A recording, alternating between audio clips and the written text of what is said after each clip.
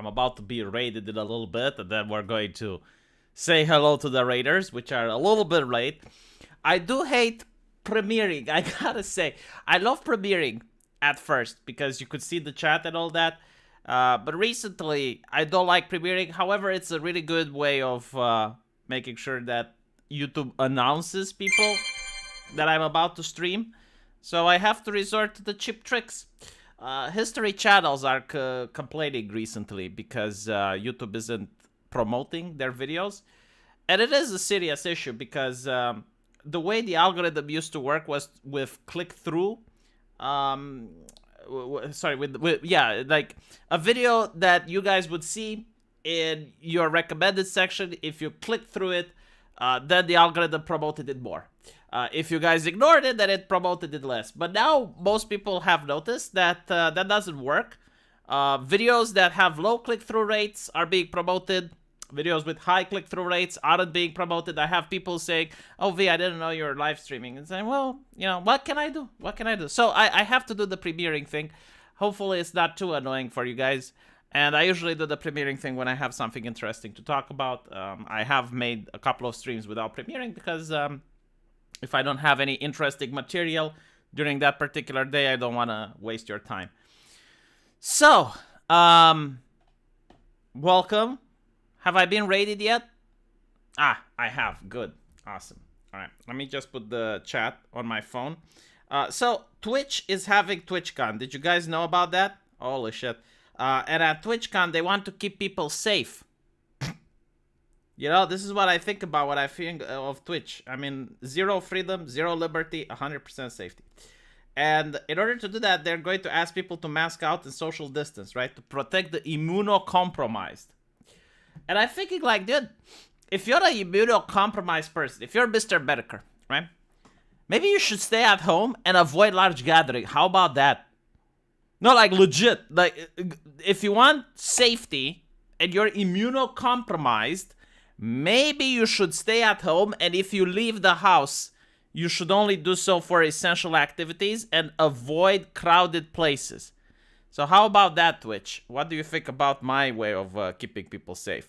Of course, there is an opportunity for trolling at TwitchCon, which is something that I would love to do if I was in the vicinity of it. Where is TwitchCon? Is it California? Yeah, probably. I mean, it's probably a horrible place, right? So what you can do is, if you're banned on Twitch, if you're Lawrence Southern, if you're, you know, a person that got banned, like Dr. Disrespect, if you're Destiny, you need to wear a mask, right? So they can't know who you are. And you go on TwitchCon, and you go in a place where people are live streaming, and then you remove the mask. And what happens is, like, people aren't allowed to show people that are banned on Twitch, because that's a violation. So, for example, if I get banned on Twitch, and I have Uniluna showing my face, my visage, she gets banned as well, right? So you can actually do that. Like, imagine if Destiny would walk up on stage and then unmask himself. Like, you would see the Twitch streamers screaming in horror as they notice their livelihood being taken away because they are now the violators. They have violated the TOS by showing someone that is banned. You know, Dr. Disrespect can do it as that. You have to do, like, the dramatic reveal, like, you know, like a Bond villain or something. That would be interesting. But yeah, no, like, Twitch is one of the most Maoist companies out there. I mean, they are one of the most authoritarian, anti-freedom corporations that you can find on the internet. I would be hard-pressed to find something more authoritarian and more fucked up than Twitch. The fact that they try to control what people think, I mean, the whole echo chamber on Twitch, the fact that you can't find a single right-winger on Twitch is by design. It's not like pure chance. Not like they have worked tirelessly in order to get people addicted, and they try to control people, what they think, what they say, even outside of the Twitch platform. It is just... Like, look, I gotta say, like, if I had the little dictatorship, if I had the country where I want to oppress people, like, if I have, like, some peasantry that requires oppressing, if you go back in time and you want to offer the master of a plantation, an overseer, like that, you would look at the Twitch admins and moderators and they would be fantastic for the job. Like, they would increase the productivity on a plantation by at least 50%. Make sure that the slaves aren't running away. Like, I'm telling you, right? When it comes to authoritarianism, when it comes to brutality, like, you need to look at the Twitch admins. Like, they are just gold star for the job. I would fully recommend them. I would just vouch for them. It's like, who is this? Like a lord that has the peasants working on the field. Like, hire this Twitch moderator from California. Like, he is going to break those peasants. Like, you don't believe they're going to be working on the plantation and be happy for doing so. So Ranting Monkey is on Twitch. I don't know who the fuck he is, but it's only a matter of time if he is not like full far left. Destiny got banned from Twitch. Do you understand this? Like, do you comprehend? Like, do you know what we're talking about? Destiny, right? Like, not like far right. No, like someone that's very to the left. Destiny, yes, for his political opinions, he got banned from Twitch. Okay, so just it is a cult. Yes, you can literally call it a cult. The only way you can survive on Twitch is keeping your mouth shut. I mean, look, VTubers, Uniluna, okay? Listen to her voice. Like, every time she's on Twitch, you can hear the fear in her voice because she knows it's coming. Like, she knows. You need to also be like a performative actor. You need to pay lip service to the ideology. Like, you need...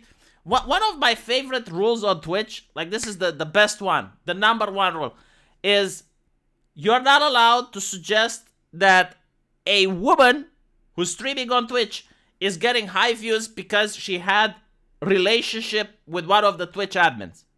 How the fuck does that rule come about? Like, how does that rule come to be? How is it that you make such a rule? Because it doesn't make sense, right? Like, you have rules in order to prevent certain things from happening. So a lot of people must have assumed that the Twitch admins are having relationship with the talent, and the admins were so pissed off about it that they created a rule against that. All right? You're not allowed to use the word simp in a derogatory manner on Twitch. I mean, look, that is their bread and butter. Like, let's be honest. Like, their whole business model is to take someone's daughter, encourage her to show boobies on the camera so that someone's son takes mommy's credit card and pays for that, right? Like, that is the Twitch business model. That is very progressive. That is very equitable, incredibly diverse, peak social justice. So that is like their business. So of course you're not able to say simp. You need to police your chat, okay? Like, what people in the chat are saying on Twitch, you are responsible for it. I just want you to understand, right? Like, even YouTube doesn't do that. Like, I don't know. I would feel dirty with myself. I'm not gonna lie though. I'm a complete whore when it comes to this. If I ever get banned on YouTube, I will try to stream on Twitch. It will probably be like, I don't know, 1, maybe 2 weeks until I get banned, but god damn it, I will do it. So, you know, I do understand why people are doing it, but I would feel dirty. I would feel dirty having to get moderators to police my chat. So fucking cringe, I know. Short Fat Otaku, like, he is like the DSP of Twitch. I don't know how he survives. I think like the Twitch platform is probably going to shut down one day, but like Short Fat Otaku is still going to be there. To be honest, like, Short Fat Otaku does stream with 2 types of people, either transgender people or communists. Okay, like, those are the 2 individuals, two groups that Short Fat Otaku is streaming with, probably to keep his head low and to appease the Twitch moderators. Because otherwise, I don't know, like, you know, like, if they ban him, he can say, well, you guys are just being transphobic. It's because I stream with transgender people, that's why you banned me. Alright, so maybe that's why. And the communists to get a heads up, to get a warning, you know, because they commune with the other communists, and they know, like, oh, the admin is going to ban you. V, real quick, concerning the Bridget video, do you guys make the best girls? Like what, men? If men make the best girls? I can't comment this on YouTube, man. Like, tell you what, come to Romania, let's go have a beer, and then we can talk, you know, like, in the free air of the Romanian city, and we can just have a conversation on this particular subject, because I can't do it on YouTube. Look, YouTube is not Twitch, but it's not a free speech haven either. It is an American company, but it has very little to do with American culture. So anyway, do you honestly spend $5 just to get V to deny reality? I didn't deny reality. I didn't say anything. Only V FitPics sold at a premium. My fucking God. I see. I always try to empathize. Like, I try to put myself into the shoes of another person. And I want you guys to do this as well. Like, do this thought experiment with me. Okay? Let's do it together. Imagine there are people on the internet willing to pay you $10 to take pictures of your feet. It's just, no, like, seriously, just for a second, just imagine this, okay? You have to take pictures of your feet.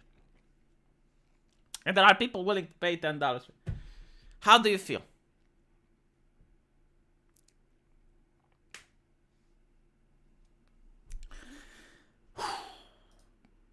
I don't know. It's just like one of those things. Like, because on one thing, like on one hand, it's not bad. Right? It's not bad. I mean, look, you're making money. But on the other hand, like, do you not stop and wonder at one point, philosophize about humanity? You know, like, you go out of your house in the park. It's late at night. It's 9 p.m. You sit in the bench. You know, you're looking towards the sky. You know, you see the North Star. And you're thinking about philosophy, about the human existence, the... like, why are we here? How did we get here? You know, like, I genuinely would do that. I think I would do that. I would just stop and think a little bit. You know, like, this is how you find religion, I think. It's like, you meditate. You contemplate about the meaning of life, about the universe, about how we came to be, about what is the purpose of life. No, I do agree it's easy money. I'm not saying, like, I wouldn't do it. God, no. I mean, holy shit. Of course, you know, I would just send FitPic after FitPic after FitPic. Like, that wouldn't be the problem. But you would wonder, like, how did you get here? Like, your journey through life. You know, like, when people die, they see their life unfold in front of them. Kind of like that, but, like, not as dramatic. You're just thinking, it's like, okay, so when I was a kid, and then I went to university, right? And then I met Marius. And Marius was my best friend. And, you know, like, you go through all of that, and then you're thinking, like, so, FitPics. Like, now I do this for a living. You know, not to mention, like, you're at a dinner table, and people ask you, it's like, all right, what do you do for a living? I sell FitPics. Like, a lot of it, no, of my own. Can you even wonder, like, how do you tell? No, seriously, you're at a dinner table. And there's another family over there, you know, they have kids, they might be engineers or an architect. Oh, an architect. Okay, so you're with your wife, and you're meeting an architect and his wife, and you're talking about, so, like, what do you do for a living? Oh, I do architectural design. What does your wife do for a living? Oh, she is the CEO at a pharmaceutical company. She works for Pfizer. What do you do for a living? I sell FitPics. How much do you make? $6,000 a month. It's also like the supply and demand thing. Like, there are a lot of feet, right? Like, this actually breaks capitalism when you think about it. Like, there are so many feet in the world, right? How many people are there? 7 billion? So there's like 14 billion feet, give or take. Some people are born with more, some people are born with less. There are anomalies. Some people lose them during their lifetime. So, the question becomes, why do people pay for them? Like, it doesn't make the supply and demand question any sense. It doesn't. Like, again, it breaks capitalism. The FitPics, holy shit. I should make a video about FitPics. Like, there's just so much to unpack there. You know, people think it's a simple subject that you can just touch it. No, it's actually a very complex issue. Okay, so. There's also another question, you know. What are there more in the world? Doors or wheels? Like, what exists more on Earth? Do you have more doors or do you have more wheels? Like, for example, a car has 4 wheels, right? But it also has 4 doors. And if you think about, you know, like, you go into a house and it's got a door at every room. But inside every room, you have, like, a drawer. and the drawer has those tiny wheels that like move when you open them. So like the drawer has one door, but like the door operates on several wheels. So technically, like there would be more wheels than doors. So I think, you know, it's an interesting question. No, I don't think there's more doors. I think there's more wheels. But you do have arguments that there might be like more doors than wheels. Because like, again, like for every wardrobe, you have a door that's sliding. But like every single sliding door has wheels, right? But and it's like one door and it's got more wheels. But then you have like those drawers that have only one door and you open it and it go like bah, and that has no wheels. Some cars only have 2 doors. Yeah, that is true. Like you have the cars with 2 doors and they have 4 wheels. The bicycle has 2 wheels and no doors. On the other hand, 4 doors, more horse. Yeah, like what is it? Like I love the fact that it's the women that really like Kyle Rittenhouse username on TikTok. Like the women are the ones that really enjoyed it. It's like 4 doors more horse. And I remember like there were some women subscribers of mine and they DM'd me. It's like after Kyle won the lawsuit, it's like, I bet his, like, Kyle is going to go home tonight and he's going to post on the 4 Doors More Whores account.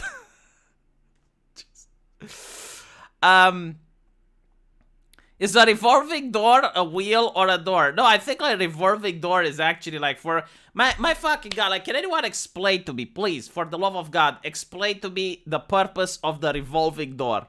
Like, I genuinely do not know why these things exist. They are the most annoying thing ever. They work on animal power, right? Like you feel like you're a horse pulling the plow. I always like, you know, I always go into these things. And I never push. Like I let other people push. If it's stationary, I wait for someone else to get in. Like I'm not pushing. Like fuck you. Someone else is going to do the burden for me. I want to feel like a king wherever I go. I'm a king, goddammit.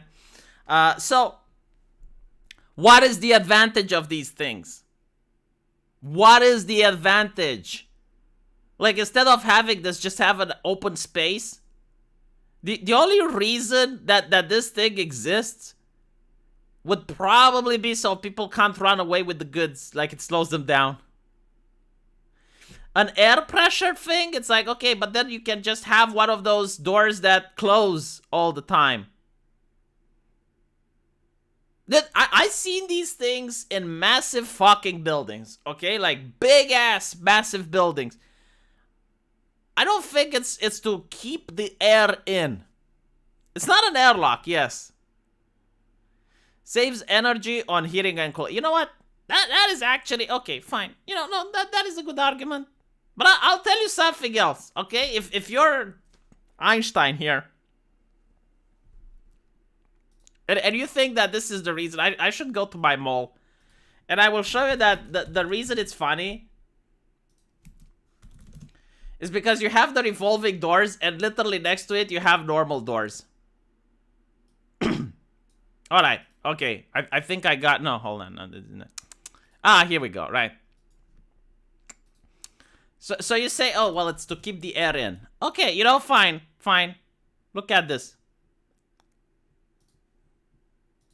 So you got the hotter doors here, right? And literally next to it, you have like normal doors. Now these normal doors, they also to keep the air in because you can open them and then they close automatically. So like why? Why then? Like why would you have this? And then like I saw buildings that literally have like these ones and next to it there's like a normal door, like a sliding door or something, and people use the sliding door all the fucking time. Any news on Christian? Look, the justice system is slow. It's like justice will be found, but it's always slow. All right. I was supposed to talk about Dungeons and Dragons today, wasn't I? But before Dungeons and Dragons, I'm going to talk about one more thing. Let me just pull it up. Brigitte. I don't even know why this is a you know, like sometimes I do understand that it's upsetting when it happens. Like, for example, when it's immersion breaking, right? Like, you have a character that's typically of one gender and orientation, and then the writers just, they gender swap, and it completely breaks immersion. Like, I get that. But what I don't get is in a fighting game, like, who the fuck cares? And the website is not loading, so I guess we're going to wait a little bit. Hopefully the website will load. Oh my fucking god. Look at this, chat. Look at it. It's not loading. Look. Right? I mean, the wheel is spinning, but like nothing is happening. Okay. Let me see if I can find an alternative solution for this. I don't think it's by internet. I think it's a conspiracy, chat. I think that the activists are onto me. Like, they know what I'm trying to do. And they're slowing down the process. They're like, we're going to take down this website so we can't stream and make fun of us. Ah ha ha. All right. Do I? Oh, yeah. Look. Isn't this? This is so good, so fucking good, chat. All right. So, authenticity. Yes. I already talked about it. It's very interesting how they're not complaining about the authenticity in The Witcher. World War II. Oh, I remember Battlefield 5. Yeah, Battlefield 5. You had that lady on the box in World War II without an arm, and for some reason she wasn't honorably discharged. Yeah. They weren't complaining about the authenticity then. Why wasn't AIDS called monkeypox? It comes from... I don't know, man. I don't give the names to these things. I guess I got the first time, like, people didn't know what it is. They didn't know where it came from. They didn't understand it. Like, the reason it's called monkeypox is because we actually noticed it in monkeys in the beginning, right? But, like, AIDS is a lot more difficult to notice. Like, it took years of research until people figured it out. So, as we have seen in the media, Black Panther to everything, everywhere, all at once to pose when authenticity is considered. It creates palpable specificity. Like, notice how they're using all these Marxist jargon to the point where this particular phrase doesn't make sense. Like, this is one thing that Marxists like to do. They like to obfuscate using academic jargon so that they can sound smarter than they are. I want to say smart people, they take something that's complex and they translate it in very simple terms. Dumb people are the ones that take something very simple and they try to make it sound very complex. And notice this is the same with doctors at the hospital. Like, we are actually trained for this. So there is one language, there's like medical jargon that you have to use when you're talking to another doctor. So, for example, in a cancer patient, you're going to say this patient is with liver cancer, TNM is stage T1, N2, M0, right? You're not going to talk like this with the patient. Like, with the patient, you have to explain it differently. You're not even going to say it's like, oh, you got liver cancer. You're going to say it's like, oh, we noticed a strange lump on your liver, and we require to do additional tests. You shouldn't worry about it, but at the same time, you should treat it with an utmost urgency so we can rule out the possible case of a difficult diagnosis. You know, like that. That's how you talk with the patient. When you talk with another doctor, it's like, oh yeah, well, it seems that he might have like liver cancer stage 2 with small cells and blah, blah, blah, right? But what the Marxists are doing is that they're trying to use all of these like obfuscated language. It's like a palpable specificity. When authenticity is considered. Like, what the fuck are you talking about, man? Right? Because it doesn't make sense. Like, authentic, it means the real thing, right? You have a movie about superheroes. What real superheroes can you have playing the movie? But that's not what they mean, right? Fans may love the systemic thing. Okay, so systemic is another thing. Like, you can have a racist room. Do you understand this? Like, if you apply Marxist theory, you can have a room that is racist, even though not a single person is in it. Why? Because they look at a system and they look, does the system produce Marxist equality? So in other words, if you have a business, do you have an equal number of men and women working at the business? If no, then it's systemically sexist. Do you have an equal number of genders at the business? Right? Like, that's how they do it. So if you have a test, let's say you have the test, you want strong people to move books in a warehouse.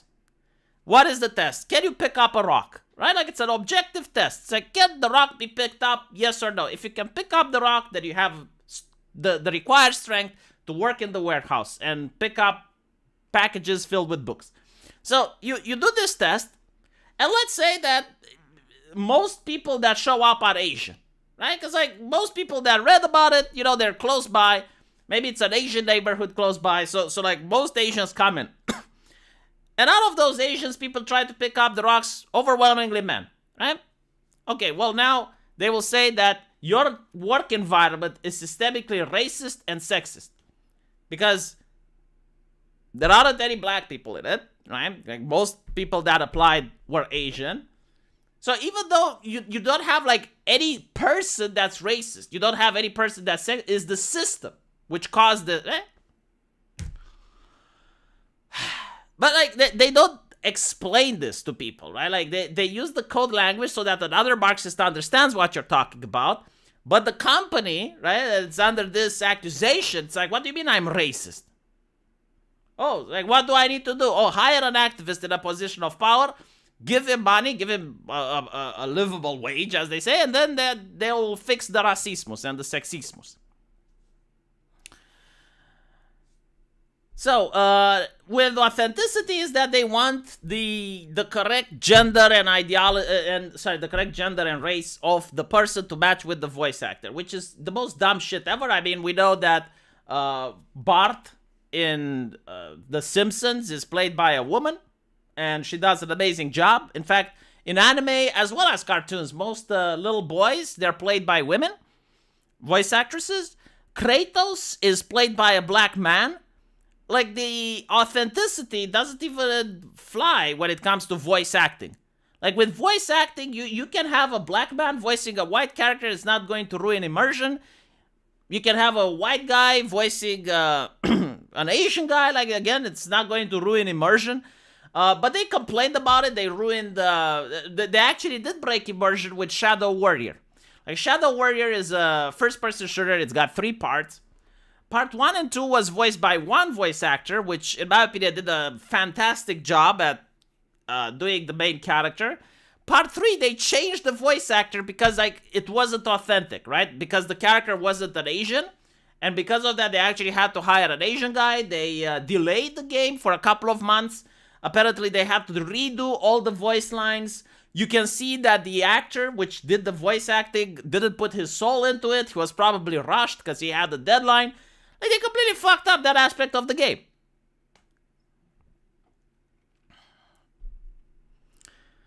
So anyway, but what is the value? And by the way, like, I'm willing to bet that, like, this authenticity thing isn't even real. Like, if you have a trans person voicing a cisgender character, these people wouldn't give a shit. And of course they wouldn't. Like, I wouldn't give a shit either. If a trans person voice acts a cisgender character and they do a good job about it, I don't care. I don't fucking care. Like, who gives a shit? So, the value of representation, another word, like representation, they will say, well, this community is underrepresented, so it's a problem, right? But they get to decide, like they get to artificially create what a community is. Like, for example, they will say that all trans people are a community, even though they don't know each other. But the reason they do this is to create this ideological umbrella, right? So if you're a trans, you need to agree with the trans activists. You need to vote the way the trans activists vote. You need to support the causes. That's what like, they will say, oh, this is the knitting community. And this is actually seen on Reddit. Like, the knitting community started talking about immigration, about Trump, about building the wall with Mexico. And you're thinking, like, okay, but like, what does this have to do with knitting? Jack shit, right? Like, absolutely nothing to do with knitting. And this is like the tactic that they're doing. And then they say, well, this community is underrepresented. It's like, well, it depends. Like, homeless people are underrepresented. But they're not going to talk about them because homeless people do not bring in votes, right? Like, it's not a community that the white liberals care about. So if you talk about the homeless community, you're not going to get any political clout. There is slavery happening right now. Thomas Sowell said that the reason people don't talk about the slavery which is happening in 2022 is because there is no political clout to chase from it, right? So this is where, like, lack of representation. And again, you know, like, the lack of representation can happen because the person is genuinely phobic, as they like to say, okay? So, like, if you have a transphobic person, then yeah, you're going to see, like, let's say you have a misogynist at the hiring practices of a business, then yes, you're going to actually have almost no women in that business if the person is misogynistic. However, why would we assume that this is the case when there are several other factors why women may not join a business? Like, maybe those women aren't interested in that particular work. You know, it's not attractive. Maybe women that wanted to go there chose to go in another business. Like, for example, instead of going to the salubration industry, right? The pest control, right? Like, women, instead of going to pest control, they chose to go to gender studies, right? That doesn't mean that pest control is a systemically sexist business and women are underrepresented in pest control because they are being held back by the patriarchy, right? Sounds like discrimination against the phobic community. Well, yeah, but like they consider that, hold on, they have a word for it. Repressive tolerance, right? So repressive tolerance means that everything that's against the left, so they will consider this fascism, but what they actually mean is right-wing, right? So, and not just right-wing, but like everything that's against far-left ideology, far-left identitarian ideology, actually, right? So even J.K. Rowling, which obviously is not a right-winger. But they will say that repressive tolerance means right-wingers need to be opposed, even violently if necessary, every single time they try to do any sort of activism. So even if they just go out and peacefully protest, like, they need to be challenged. They need to be not tolerated in any space. Meanwhile, left-wing activists, right, this is why it's called repressive tolerance, they need to be tolerated regardless of what they do, even if they're violent. Like, you have, and you see this, like, you live in the world of Herbert Marcuse, especially 2 years ago during the United States, right? Like, you had left-wing activists just burning cities, destroying businesses, vandalizing places. In some cases, they even, I believe they shot the Trump supporter, right? Like, all of these things, the media ignored it, right? Like, they were tolerant. Then you also had like a couple of people which protested the COVID lockdowns at the beginning. You know, they went and they just peacefully protested. They stood on the steps, I believe, of a public building. All of a sudden, the media called them terrorists. They were like very alarmist about it. Oh, they're killing grandma. So like that is repressive tolerance. Just tolerate everything that's from the left. Oppose anything that's coming from the right. Finally, caught you live, says D. Oh, well, I'm glad you caught me. From Israel to the United States. It's great to be in a free country. I don't know. I mean, it depends where you are, right? Like, which state in the United States. Some states are more freer than others, I heard. And, D, are you selling alcohol in my chat? So anyway, we all can think of a cis and or straight actor in a queer role that we hold in our heart. But what is the value of representation in a story when the people employed it tell it from the underrepresented? Yeah, but like, this is the thing, right? Like, they keep saying that the only way to tell a story is if you have the same identity, right? So, for example, you as a white person cannot tell the story of a black person, right? Like, that's what they believe. Like, they're completely erasing the concept of shared humanity. This is what they're doing. Like, universal humanity is what brings people together. Like, we all bleed the same blood. You know, like, sorry, we all bleed red. Or at the Marine Corps, like, we're all green. You know, we're like, none of you are white, black. You're all green. Green Marines. You pledge allegiance to the flag. Like, these are universal concepts. This is like the shared humanity, which brings people together. What the left is doing now is the complete opposite. They want to break people apart. They're basically saying, no, it's a zero-sum game. There's various tribes that are struggling for power, and what you're doing is you're not giving power to this tribe. Like, you have to give. right? Like, this is how they view the world. And it's a very damaging way of viewing the world. In fact, Whole Foods CEO was caught on, Whole Foods was caught figuring out that lack of diversity encourages unions. And it makes sense, right? Because, like, when people have the shared identity, so in the case of Whole Foods, like, we're all Whole Foods workers, right? And we're being oppressed by our boss, and then they create a union. I'm not saying that creating a union is the solution, but what I'm saying is that, yeah, like, when people view each other as being in the same pot, like, we're all in this together mentality, they collaborate. When people view it as a zero-sum game, it's like, well, it's not the boss that's holding you down. It's like that white colleague of yours, which is going for the promotion, is that Asian dude, which is using his systemic racist abilities to like, get the promotion, and they're the ones that are the problem, then people are less likely to unionize, right? It's horrible, honestly, and they do this in prisons as well. So in Californian prisons especially, notice how no one talks about the racism in prison or how to fix racism in prison, right? Because they don't want to fix it. Like, you have fewer prison guards than you have prisoners, and the only way that you can, like, in California at least, the way that they manage so that the prison guards aren't overwhelmed in a riot is to encourage prisoners to fight with each other, so that when there's a riot, they're busy fighting each other to the point where the guards can just come in and sweep everyone away and put the prison under lockdown.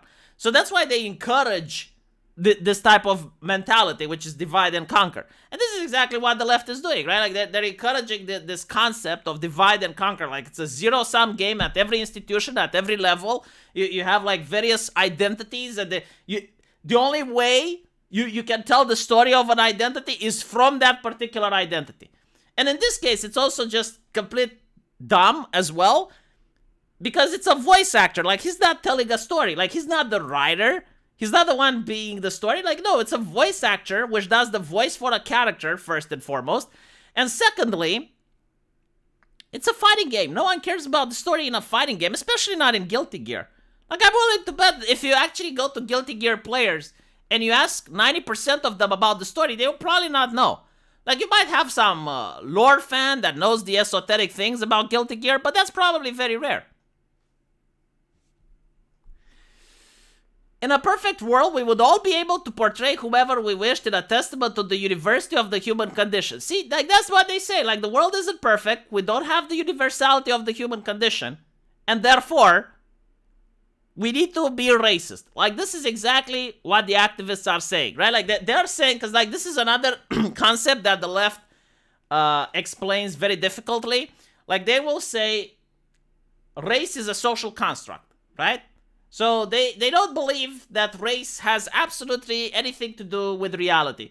So I don't know, like, I'm curious, like, if you ask a leftist person, like, if two white parents give birth to a black baby or two black parents give birth to a white baby, like, will there be no questions asked because race is a social construct and the father isn't going to ask the mother any questions whatsoever, right? Like, do they genuinely believe that? I don't know. But what they say is, like, race is a social construct. So then you ask, it's like, okay, but if race is a social construct, why do you treat people differently based on race, right? Like, why do you have affirmative action? Why do you have hate crimes and all of these? And they will say, well, because despite the fact that race is a social construct, people believe that race exists, and as such, we need to cement those beliefs by acting on those beliefs. Does that make any sense? Like, seriously, like, the mental gymnastics that they have to fucking pull are astonishing. So anyway, right, the human condition is not universal. When many of those humans are considered unfit to tell their own people's stories. Again, we are in 2022, okay? Like, this is not the beginning of the internet when it was very difficult to be a game developer, like, you needed to have money or anything.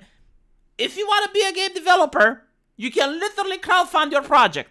Like, you can come up with a good concept.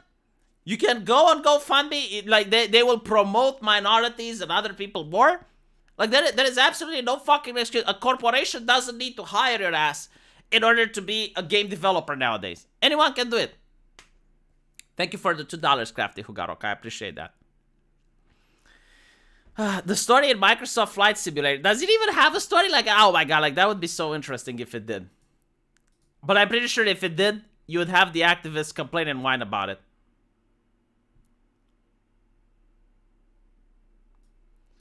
So anyway,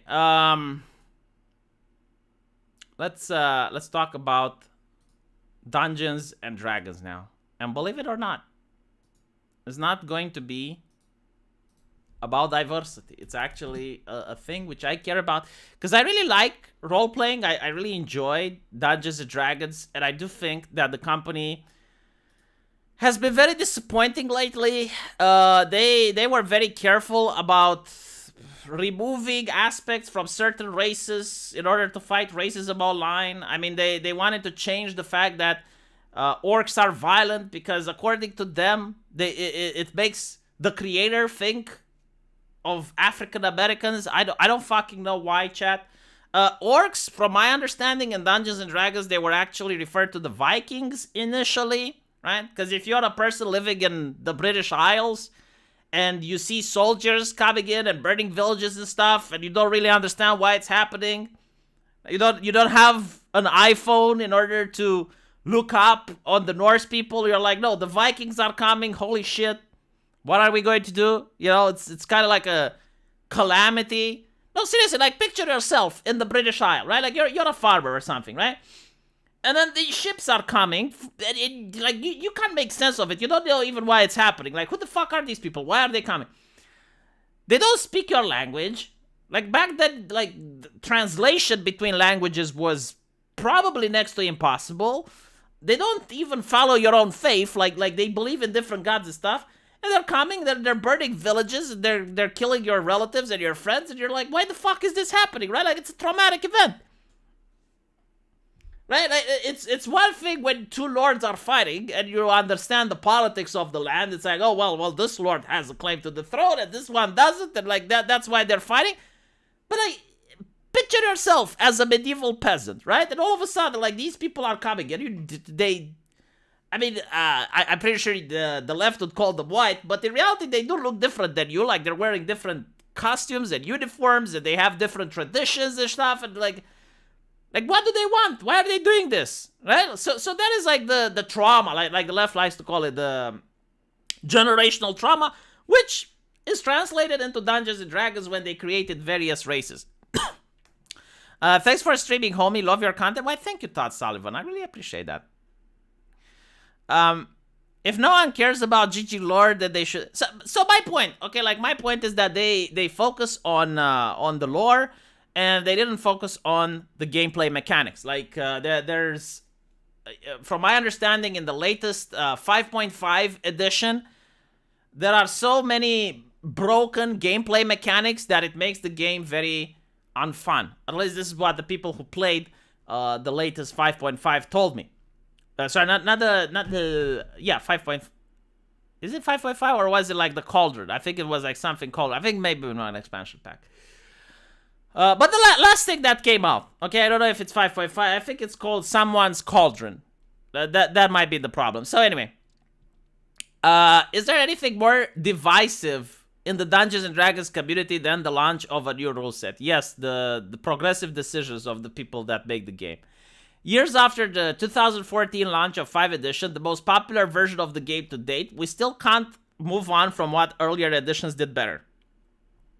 So the problem is, it's kind of unfair to look at 5th edition as the most popular one and consider that the reason for popularity is because it's the 5e edition. We live at the time of the internet, and Roll20 really helped popularize the 5th edition. Right? Like, it really made it so people can play games over the computer without having to meet in real life and play them. You have Stranger Things and other shows which popularize Dungeons and Dragons even further. You have YouTubers and Twitch streamers, and they're all playing Dungeons and Dragons. So people would play the last edition. That doesn't mean that 5e is actually really good. My problem with 5e is that it's very bland. I mean, after you play it for a little bit, you want more, but you're not getting more because you don't have like customizability. You don't have ways to make the characters more interesting. Yeah, Tasha's cauldron of everything, I think, is the last one. Yeah, my bad. Hello, Daddy. Online forums are full of daily musings on whether Dungeons & Dragons needs a return to some of the core features of its predecessor.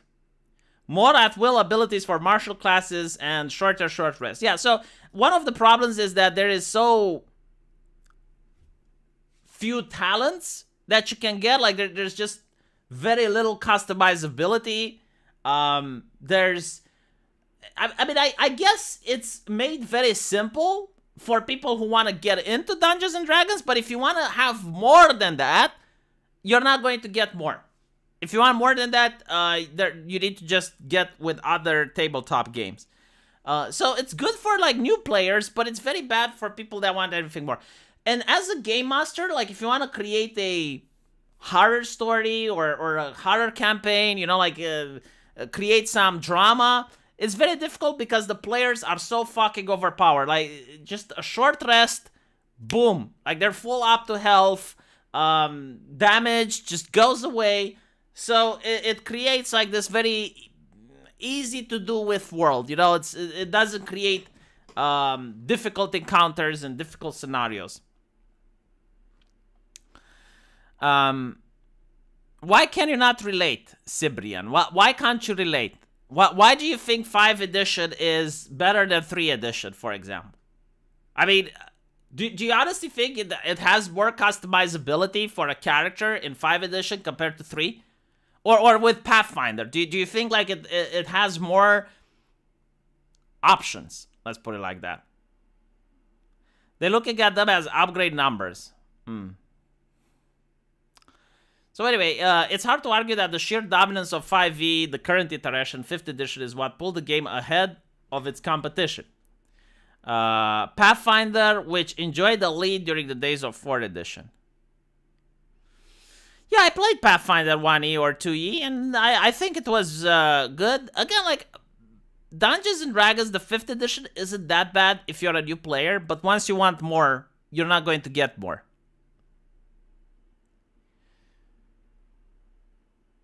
So anyway, we've seen changes to racial modifiers in Tasha's Cauldron of Everything. Yeah, this is the last one, which people who played it told me that it's broken.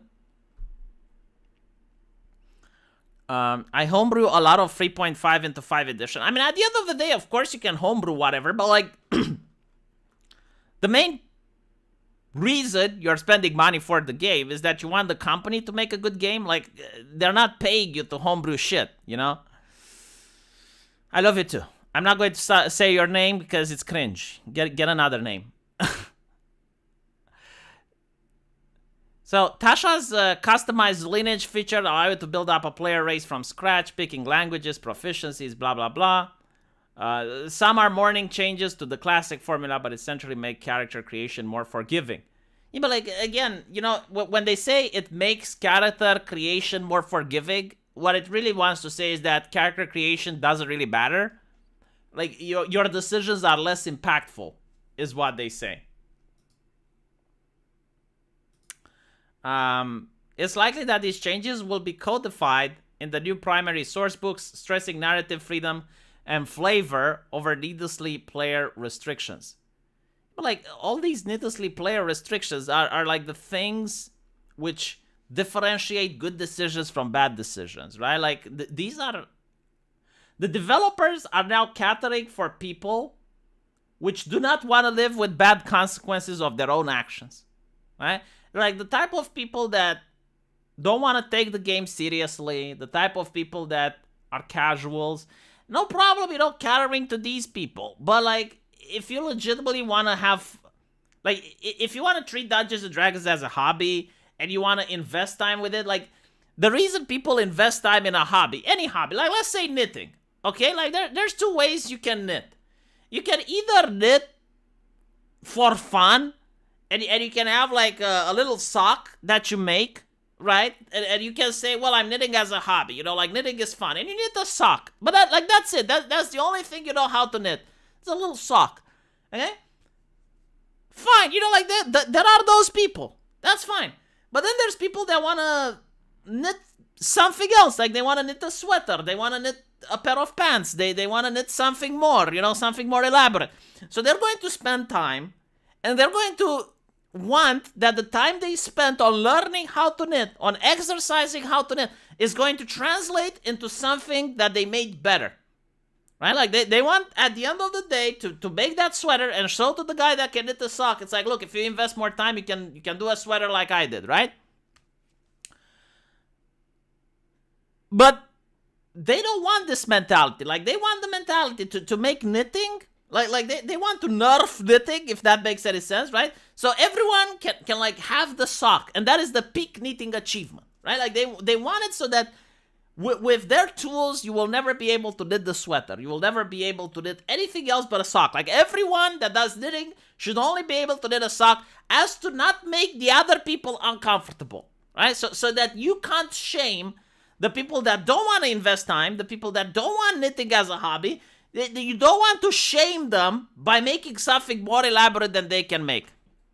And this is literally the mentality that I see a lot of game developers go with nowadays, right? Like, when they say they want to make games more accessible, what they really mean is that they want to make their games in a way that the top professional player and the casual player are having the same achievements.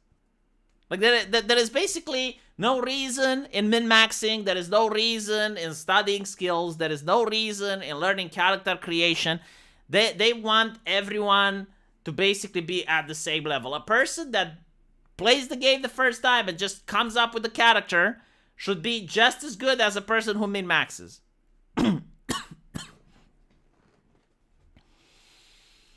With the influence of actual play shows, which focus so much on character development, relations, and roleplay instead of simply loot and battle, Dungeons & Dragons creators will want to ensure every class can feel like the main character in a mix of situations and a mix of players. Yeah, oh my fucking god, this is so atrocious. Yeah, like, TTRPG needs people who care. Absolutely. Like the more fun is when people actually are there. Because I generally, look, maybe I'm an elitist, okay? I may be an elitist. Call me out if you want. But what I think is that it's more fun when people actually care about the game. If you don't care about the game, why the fuck are you there? Like, no one is forcing you to join these games.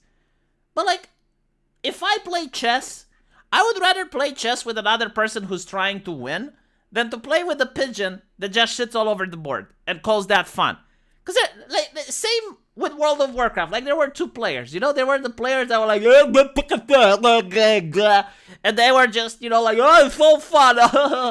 And they go into dungeons and they pulled all the mobs, and, like, for them, that was hilarious. Alright? I'm not saying that their way of playing is unjustified. However, I would prefer if people like that play with other people that feel the same way, right? Meanwhile, people like me found it more enjoyable when I understood the game, when I tried to min-max my character, and then I would compete with other friends, like, let's see who does the more damage, let's see who manages to keep the aggro, right? Like, I would try to play in a way that the game was meant to be played in order to see if I can compete with someone else and do better than them. Like, that was fun for me. Know your players. There are murder hobos and role players. Exactly. Like, I'm not saying that murder hoboing is a wrong way to play the game. However, I don't want a murder hobo at my table, right? Like, murder hobos should play with other murder hobos. Like, they should roleplay with like-minded individuals. And it's not just the murder hobo. There's the jokester. There's the person that's on the phone whenever he's like I don't fucking get these people, by the way. I don't fucking get these people. Like, you work hard in order to set up a nice board gaming night, and you invite your friends, and then there's that fucking asshole who's always on his goddamn phone. Okay? Like, I actually broke 2 board game groups by calling the asshole out. Like, okay, true story. All right? And anyone that plays board games in real life, you can probably feel my pain here. So I had a group of 5 friends. And I noticed that one of those friends, which was there, I didn't know the guy, like someone else brought him. And every single time he was on his phone. Every single goddamn time, like during the game, right? And then when it was his turn, he was like, what am I supposed to do? Oh, is it my turn? Oh, what is happening? And that, you know, like one night was like that, the other night was like that, and then I'd say, hey, buddy, pal, listen. If you don't put the phone away, please fuck off. And then my friends were like, oh my god, but you're so rude. Oh, but he's such a nice guy. And I'm like, maybe he is a fucking nice guy, okay? Go to the pub with him and pick up chicks. But not at the board game table, okay? Like, I don't have a lot of free time. If I am playing the board game, I would very much appreciate if other people respect me like I fucking respect them. So, you know, like the group disbanded because it's like, oh my god, V is an asshole or whatever the fuck, because he is a nice guy. They didn't play board games afterwards, so whatever. The second group, they didn't disband. People sided with me and they assumed that, yeah, no, you're right. But it was the same thing when I was a guildmaster in World of Warcraft, okay? Like, I used to have, at the time of the Burning Crusade, one of the best guilds in Europe. And the reason I had the best guild wasn't because, like, I have no lifers or that I was asking too much from my players. No. What I simply wanted was that if you sign up for a raid, you stay the entire raid. That was like the golden rule. The moment I saw people signing up and not showing up without a good excuse, I would kick them. I wouldn't even care. I wouldn't give a shit, right? Because I explained to them, a raid means 25 people, okay? So 25 people want to accomplish a task. Like, they're playing the game in order to accomplish a task. When we're outside of the raid, you can have fun, you can have friends, you can do whatever. When we're in the raid, there are 24 other people that you need to show respect. If they are there and they are trying to accomplish that particular task, you do not go AFK, you do not leave before the raid is over, and if you can't do that, don't sign up.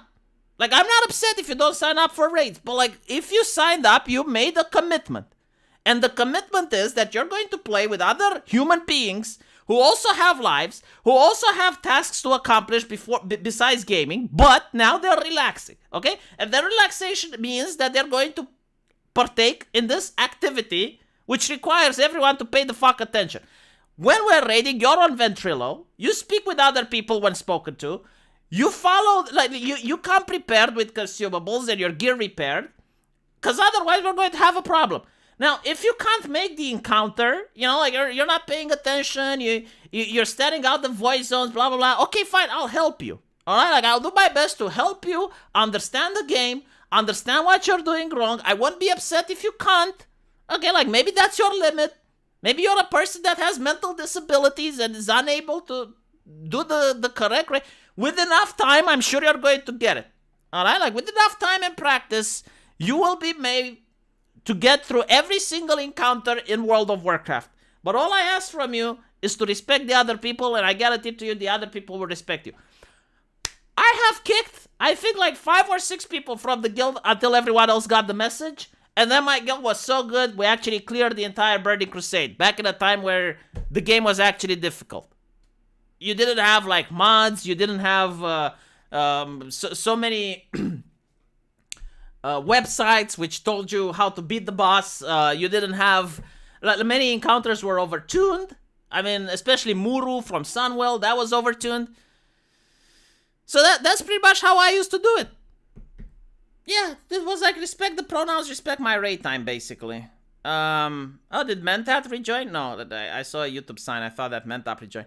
I never knit without my 10-foot pole, and I never enter dungeons without a spool of wool. I min-max everything. I won't have casuals limit me.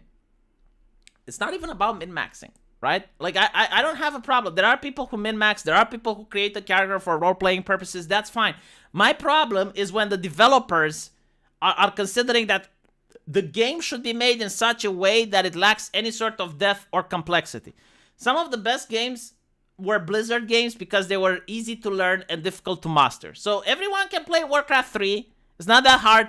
But if you wanted to master the game and you wanted to be like a Gosu player, that it was difficult.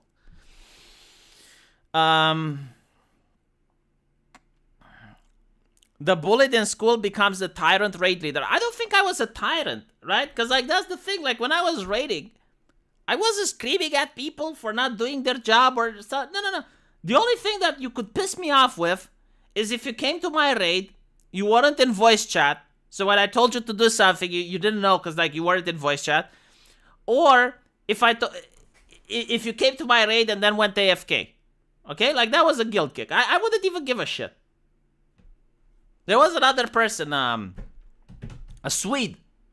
So the Swedish person is saying, oh my god, there's a storm V. Because we were wiping, right? Like, that was another thing. When we were doing a farm raid, and everyone was getting gear, and everyone was getting loot, no one would leave during the raid. Everyone had perfect connection. Everyone just played all the way until the raid was over. When we were doing tries on a new boss, and people were wiping and wiping and wiping, all of a sudden, oh, well, I have to go, oh, blah, blah, blah. So there was this guy, a Swede, I believe.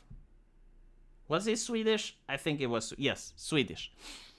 And he was like, oh my god, V, I have to leave. There's a storm. I don't want my computer to fry because of electricity. And I asked someone, like, okay, weather wizard, Malmo, weather, sunny, fuck off, guild kick. I mean, you know, like, you come to my kitchen. You come to my kitchen and lie into my fucking face like that. And there was another person also, oh my god, my father is in the hospital, like I have to go to him. Guild kick. And people were like, oh V, but you're so heartless. And I'm like, motherfucker, okay, look. If the person literally has his dad in the hospital, would he actually tell me? Would he stay on the guild chat to explain to me his real life situation that his father is having a heart attack? Would he do that? No, he wouldn't, right? He would just go, close the computer, go to the fucking hospital like a normal person. You don't, like, who does that? Okay, who the fuck does that? Like, if your family member is experiencing cardiac arrest and you find out that they're at the hospital, would you sit at the computer to tell your guildmaster? It's like, oh look, my daddy is having heart issues. I need to. No, you wouldn't, would you? So shut the fuck up. What if the weather app was showing the wrong data? Oh, well, bad luck for him, I guess. Don't fucking care. Yeah, exactly. Unless he was in the middle of a warp storm. I don't give a shit. You kick everyone for no reason. Yeah, but like kicking everyone for no reason. And of course the Swede is complaining. Kicking everyone for no reason made my guild the best in Europe, okay? Other people, like this is something else that I noticed, right? Like people were like, oh my god, like you need to be a hardcore raider to achieve content. And I was like, look, my guild raids 3 hours, 4 days a week. Alright? 3 hours, 4 days a week. People in my guild don't even have to show all those 4 days. Like there were people in my guild showing for 2 days a week.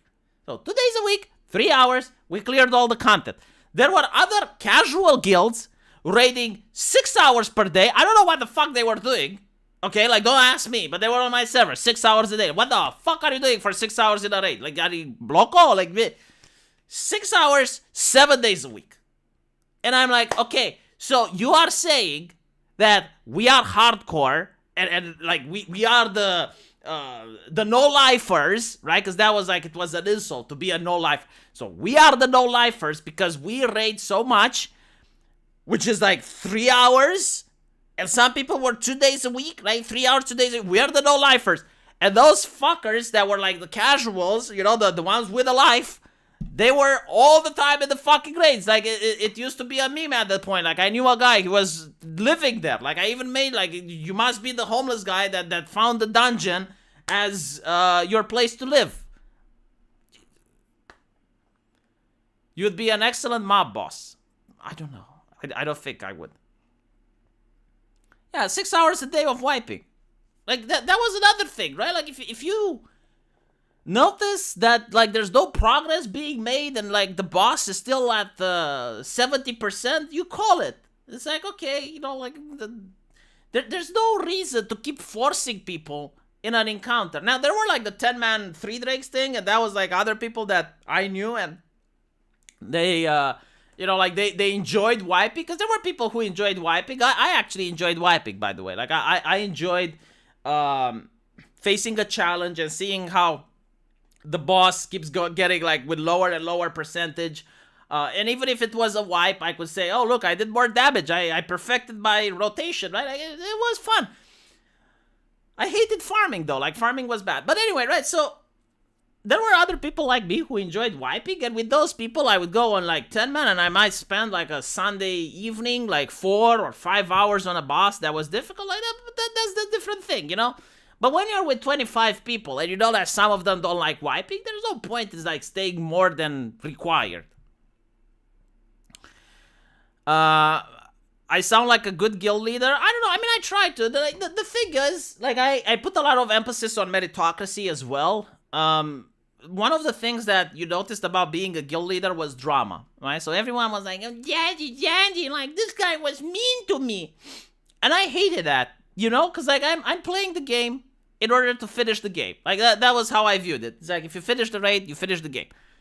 So you had all these people with drama. It's like, oh, well, this guy was mean to me. And I was like, who's that guy? Oh, he's the guild tank. Oh, he's the guild tank. Shut the fuck up, okay? But he did. I don't care. He's the guild tank. Or my favorite was like, oh, who's he? Oh, the main DPS in the guild. Oh, he's the main DPS in the guild? Oh, then fuck off. I don't care. It's like, yeah, but like he's mean. He did racismus. It's like, oh, well, shut the fuck up, because then I do racismus. And then we'll both do racismus. You won't like that, okay? How about you do more damage than him, and when you do more damage than him, then you can do racismus and I won't care. But until you do more damage than him, fuck off. It was the same. It wasn't just like doing more damage, but it was like showing up for raids. It's like, well, this guy, you know, I would be like, well, this guy always is on time, always brings consumables, always has his gear repair. He's got a lot of potential. And you twat that just joined the guild is upset because this guy said disparaging things about your mother. How about you mute him and shut the fuck up? Oh yeah, but like in a guild, we shouldn't mute each other. Then maybe you should banter better. Why are you coming to me? What the fuck do you want me to do? And then it was like the opposite, you know? Like, I did have a Muslim guy in the guild. He was one of the best warlocks, an officer. And he said that this new guy which came in and never came to a raid prepared, was late 5 minutes, brought in Islamophobia.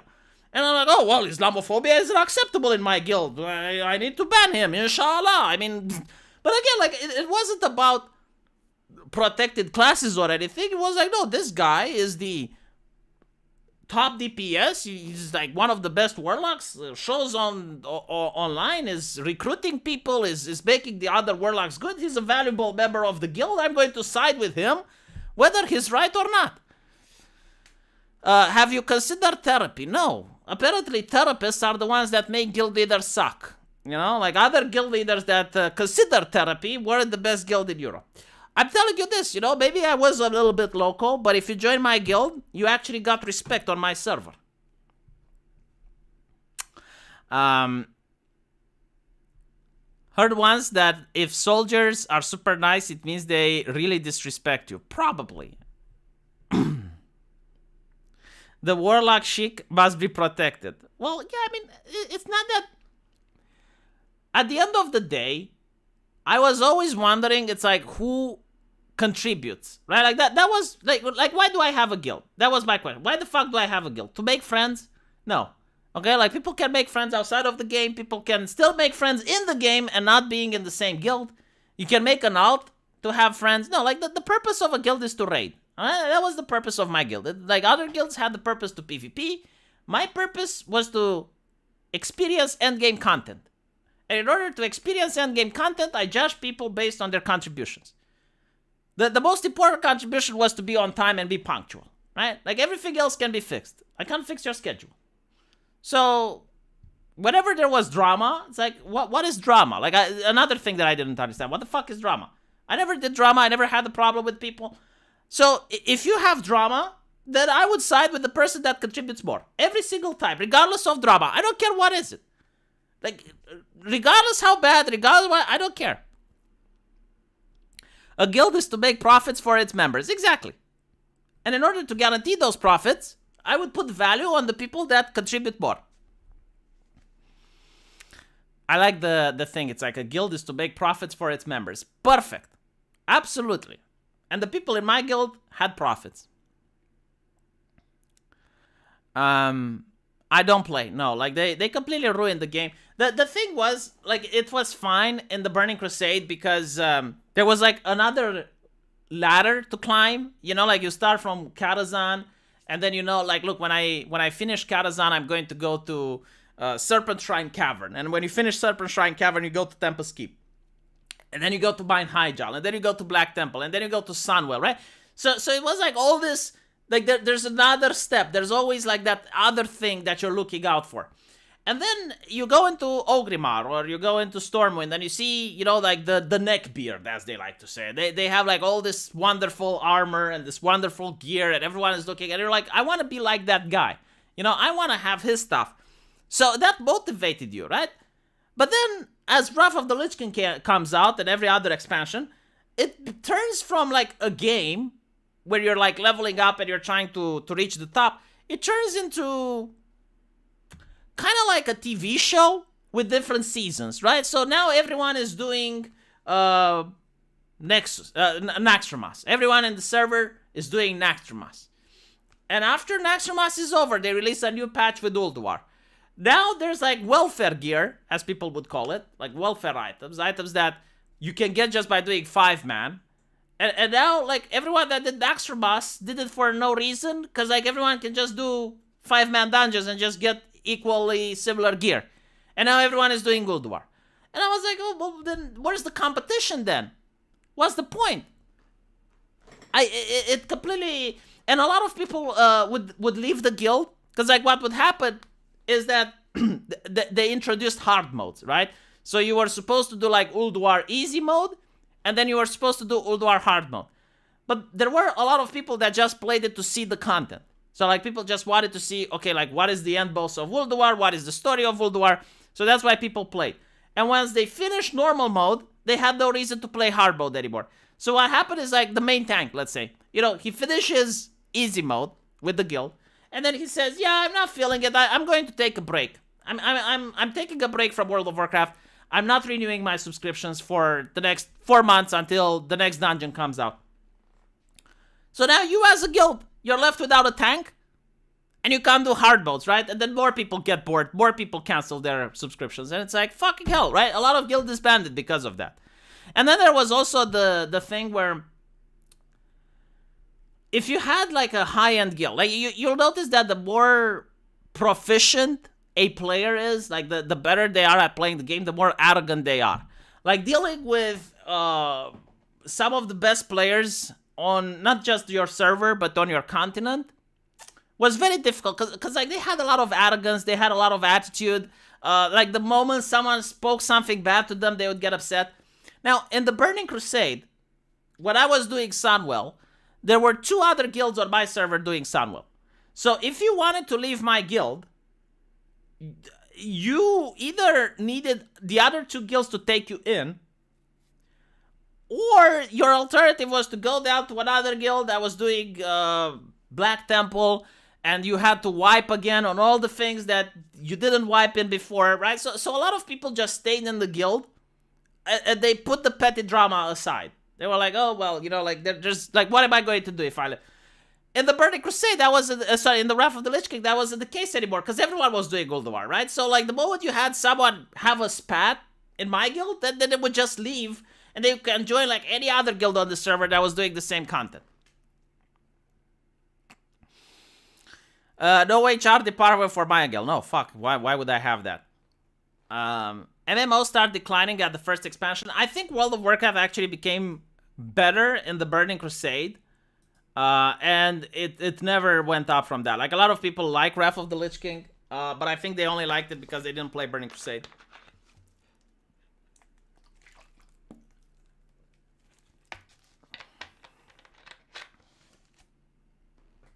Yeah, MMO with no progress is a bad MMO. The thing is, like, World of Warcraft went from a game where progress meant getting better gear.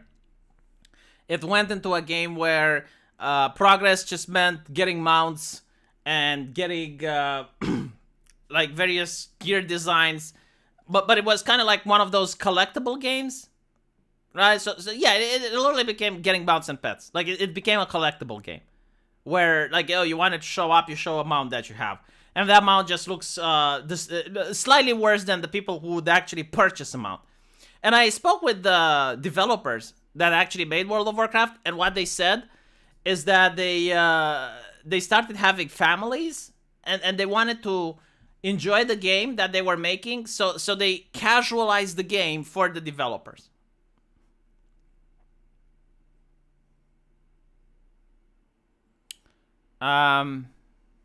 Imagine being arrogant while playing World of Warcraft. Man, like, some people treat it as a hobby, right? Like, everyone that...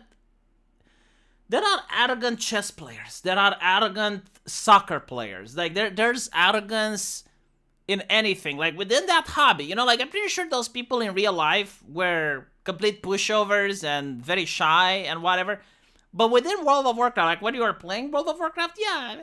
It's the same like at KFC. I worked at KFC, right? Like, I flipped burgers for the colonel. Not burgers, but like I rolled the chicken for the colonel. I mean, at KFC, again, you're working at KFC. It's not a respectable profession. But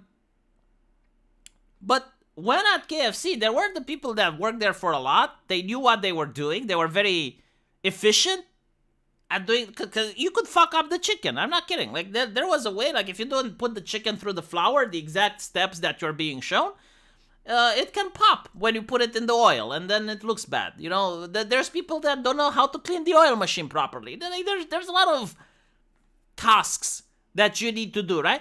So the people who are doing the tasks very well, they were more arrogant than the newcomers. Like, the newcomers that were still learning about, oh, what is that beeping sound? Oh, it's like you need to pull the French fries out of the oil machine. Like, the new people, right? They were a lot more timid, more shy, and the ones that were there, they displayed a level of arrogance because they were actually better at what they were doing. V just discovered your content, says Ribbit, and it's great to see someone like you on YouTube. Greetings from Peru. Oh, I don't know I have people from Peru. Well, hopefully you can tell more people about me. Anyway, I'm dying of heat. It's 32 degrees in my room right now, so I'm going to go to sleep. Thank you guys for watching the stream. Hopefully you enjoyed it. I'll change the name of it because we talked about World of Warcraft more than we talked about Dungeons & Dragons. And yeah, those were the adventuring days of my World of Warcraft career. I think I was a decent guildmaster. I wasn't screaming, I wasn't shouting. I was using a lot of sarcasm, though.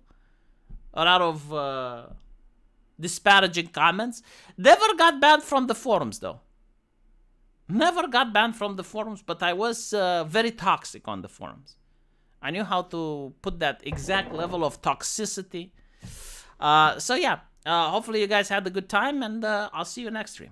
Take care.